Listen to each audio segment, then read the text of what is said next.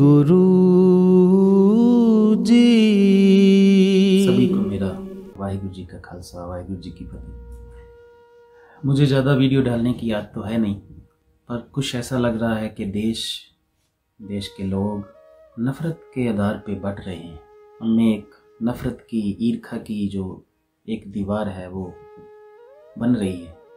इस नफ़रत का अगर बीज बोएंगे तो आने वाले समय में दंगे बहुत कुछ जो सहना पड़ सकता है। नफ़रत की खेती में से दंगे ही जो फसल बन के हमारे पास आएंगे, तो उन दंगों में, उन आपसी नफ़रत में जो भाईचारा टूटेगा, जो लोग एक दूसरे से बटेंगे, जो कत्लो गारत होगी, जो बच्चों का, स्त्रियों का, बहनों का, सभी का नुकसान होगा, वो इमेजिन भी करना जो है वो रूह कंबा देने की बात है। बात क्या है? किसानों के मुद्दे की और सरकार के बीच जो चल रहा है उसकी। पार्लियामेंट में जो हमारे एग्रीकल्चर मिनिस्टर हैं नरेंद्र सिंह तोमर, वो बार बार बोल रहे हैं कि बिलों में, इन बिल्स में काला क्या है। इनको काला कानून कहा जाता है। काला क्या है इन कानूनों में? पहली बात तो ये कि जो पार्लियामेंट में जब किसानों ने प्रोटेस्ट भी नहीं किया था, जब ये बिल पास होने को थे, जिस दिन ये पास हुए हैं उस दिन इनका पास होने का तरीका जो है वो काला है, वो गैर संवैधानिक है, वो गैर लोकतांत्रिक है। जब पार्लियामेंट में डिवीजन वोटिंग की मांग की है तो डिवीजन वोटिंग क्यों नहीं कराएंगे? डिवीजन डिमांड सीट से होगा, प्लीज सीट से। सिचुएशन क्यों सिर्फ ये एक्सक्यूज दे के कि आप कुर्सियों पे नहीं बैठे इसलिए डिवीजन वोटिंग नहीं मांग सकते। हालांकि पार्लियामेंट की रूल बुक में डिवीजन वोटिंग का जो रूल है कि अगर कोई डिवीजन वोटिंग मांगता है तो किसी भी कारण से उसको मना नहीं किया जा सकता, वो होगी। तो क्यों नहीं की गई?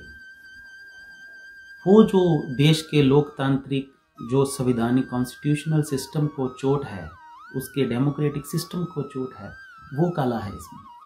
सबसे पहली बात वो काला है। नेक्स्ट पॉइंट समझने के लिए ये छोटा सा क्लिप देखें।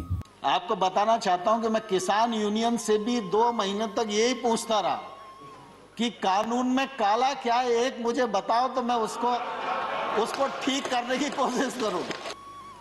एपीएमसी के बाहर अगर कोई ट्रेड होगा तो उस पर किसी भी प्रकार का ना तो राज्य का टैक्स लगेगा ना केंद्र का टैक्स लगेगा। अब एपीएमसी के भीतर राज्य सरकार का टैक्स है, एपीएमसी के बाहर केंद्र सरकार का एक्ट है। केंद्र सरकार का एक्ट टैक्स को खत्म करता है और राज्य सरकार का जो एक्ट है वो टैक्स देने के लिए बाध्य करता है। तो मैं आपके माध्यम से किसानों को भी पूछना चाहता हूं और विशेष रूप से पंजाब के किसानों को भी पूछना चाहता हूं, हमने टैक्स को फ्री किया और राज्य सरकार टैक्स ले रही है, तो जो टैक्स ले रहा है और लगा रहा है और बढ़ा रहा है, आंदोलन उसके खिलाफ होना चाहिए या जो टैक्स फ्री कर रहा है उसके खिलाफ होना चाहिए? तोमर साहब की इस स्पीच से वो बड़ी चालाकी से पूरे देश को गुमराह कर रहे हैं, बड़ी चालाकी से पूरे लोगों को गुमराह किया जा रहा है। आपके ये जो हाथी के दांत है ना, दिखाने के और खाने के और, इसमें से जो आपका कॉन्ट्रैक्ट फार्मिंग का एक्ट है वो सिर्फ किसान के हित में हो सकता है, उसमें किसान के बारे में अच्छी अच्छी बातें हो सकती हैं।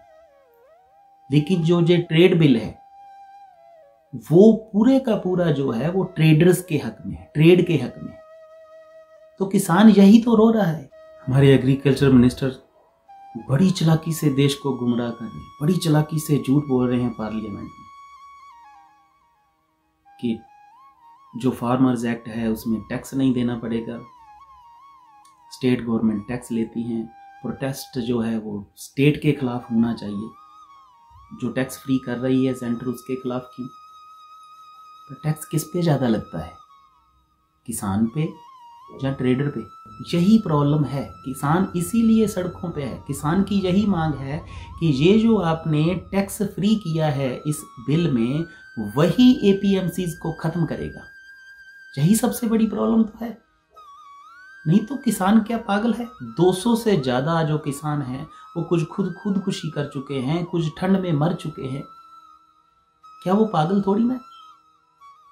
आप पार्लियामेंट में जो मजाक उड़ा रहे हैं कि काला क्या है, 2 महीने हो गए ठंड में उनको मरते हुए। थोड़ा सा जमीर को अपने को जगाओ, थोड़ा सा समझो कैसे। इतना झूठ पार्लियामेंट में, इस पार्लियामेंट को मंदिर कहते हैं और झूठों का मंदिर, कहीं पार्लियामेंट ना बन जाए। एक सवाल है सारे देशवासियों से, सभी लोगों से जो इसके विरोध में हैं, किसानों के खासकर उनसे एक सवाल है।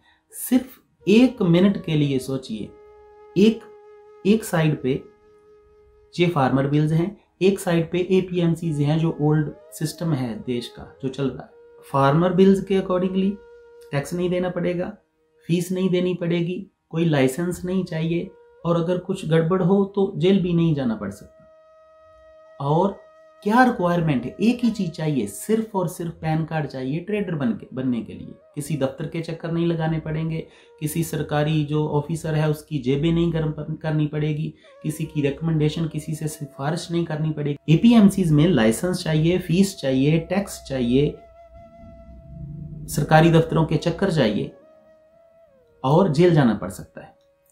टैक्स नहीं चाहिए, फीस नहीं चाहिए, लाइसेंस नहीं चाहिए, सरकारी दफ्तरों के चक्कर नहीं चाहिए, जेल भी नहीं जाना पड़ सकता, सिर्फ एक पैन कार्ड चाहिए जो सभी के पास है ऑलरेडी।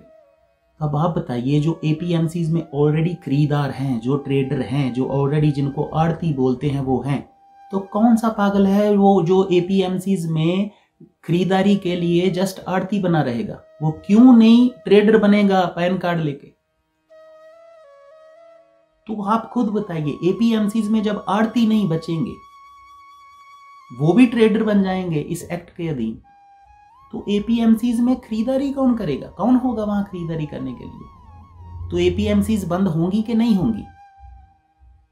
सिर्फ एग्रीकल्चर मिनिस्टर के कह देने से एपीएमसीज बंद नहीं होंगी, प्रैक्टिकली ये गलत है, प्रैक्टिकली नहीं हो सकता। तो जब एपीएमसीज के सभी आड़ती इस ट्रेड बिल के अनुसार जो है वो ट्रेडर बन जाएंगे, तो वहां पे खरीदारी एपीएमसीज में बचेगा ही नहीं, तो वहां उस एपीएमसीज बंद हो ना हो उसका मतलब क्या रहता है? वो तो अपने आप बंद हो जाएंगी। यही किसान रो रहा है, यही किसान जो है वो बोल रहा है कि आप ट्रेडर एक्ट में पूंजीपतियों के हाथ में हमें बेच रहे हैं, हमें पूंजीपतियों जो कुछ अमीर लोग हैं उनके आगे फेंक रहे हैं। जब वो पूंजीपति, जब वो अमीर लोग पूरी मार्केट को कंट्रोल कर लेंगे, उसको पूरी तरह कब्जा कर लेंगे उस पे, तो फिर वो 2 साल 3 साल बाद हमें बोलेंगे कि नहीं, हमने इतने में ही देना है।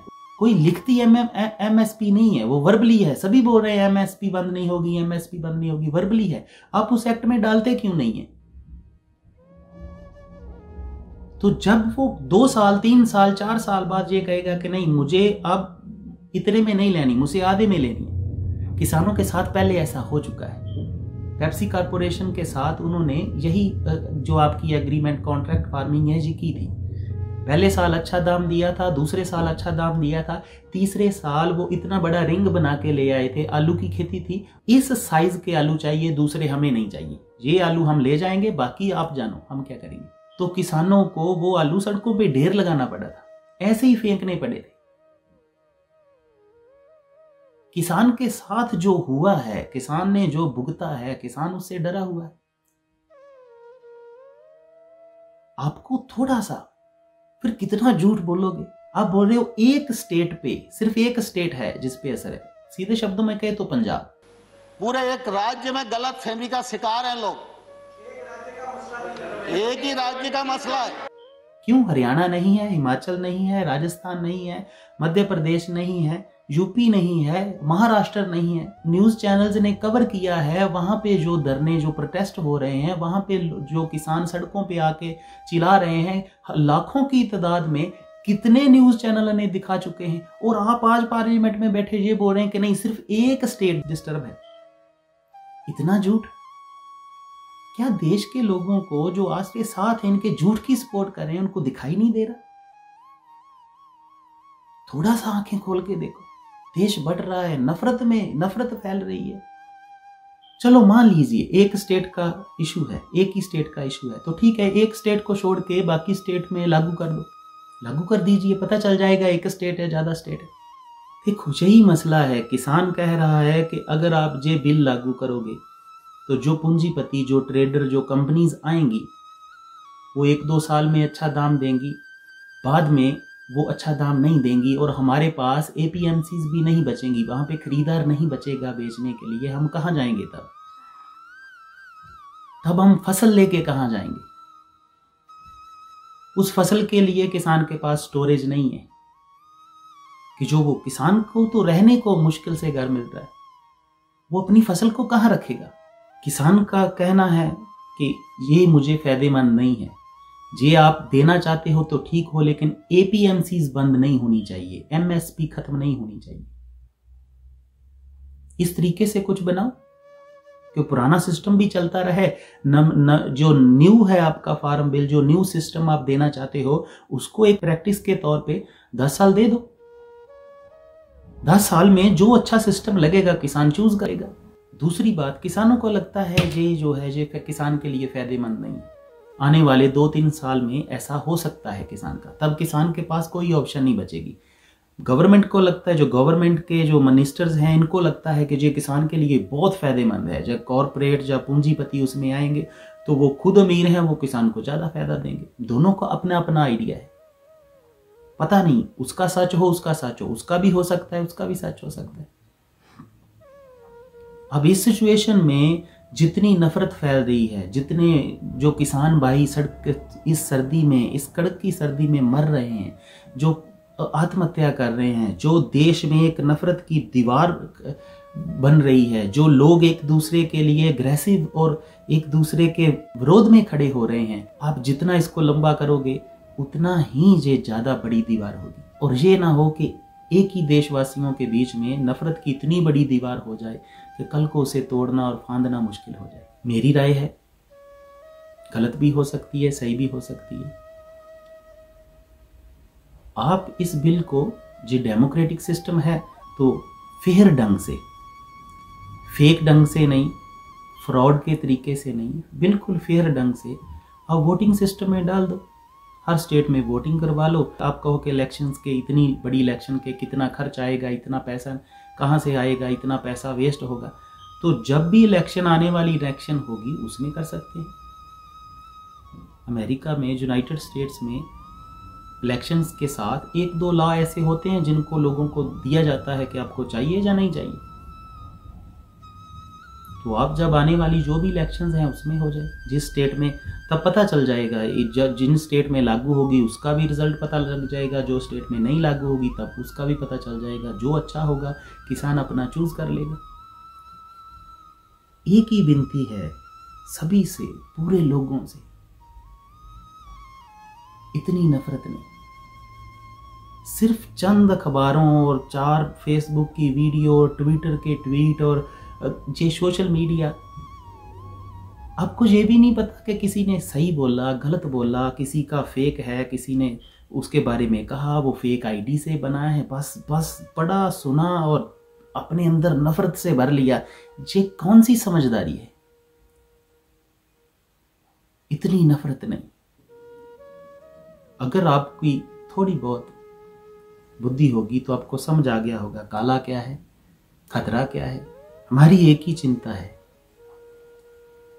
मेरे गुरु नानक ने एक बात सिखाई है कि एक नूर पे सब जग उपजियो। जे पूरा जगत एक नूर से, एक परमात्मा से बना है। तो अगर ये जगत जो है वो आपस में नफरत की भावना, ईर्खा की भावना, जो इसको दंगों तक ले जाए, जो बच्चियों के इतने रेप की तरफ ले जाए, जो कत्लो गार्द की तरफ ले जाए, कुछ ऐसा बनता है तो इंसान होने के नाते हमारा तड़पना जरूरी है, हमारा बोलना जरूरी है। और जो प्राइम मिनिस्टर हैं, जो मिनिस्टर्स हैं, इनको भी समझना चाहिए। आप लीडर्स हो, आपने लीड करना है पूरे देश को। और इतनी नफरत फैला के अगर आप बिल थोप भी दोगे, बिल लागू भी कर दोगे तो पाया क्या, मिला क्या? इतने लोगों को हिस्से आया क्या? नफरत आई। किसान का तो अपना फसल का मामला है, उसकी तो फसल है, उसकी तो जीवन है, उसकी तो रोजी रोटी है, उसका तो पेट है। और पूरे देश में जो पूरे लोगों के बीच बच्चों बच्चों तक जो नफरत की खेती बोई जा रही है, वो खतरा है। बोलते समय कोई भूल हो गई हो तो सभी से क्षमा याचना है, पर थोड़ा सोचो, थोड़ा समझो, प्यार से रहो, सभी एक हैं। वाहिगुरु जी का खालसा, वाहिगुरु जी की फतेह। गुरु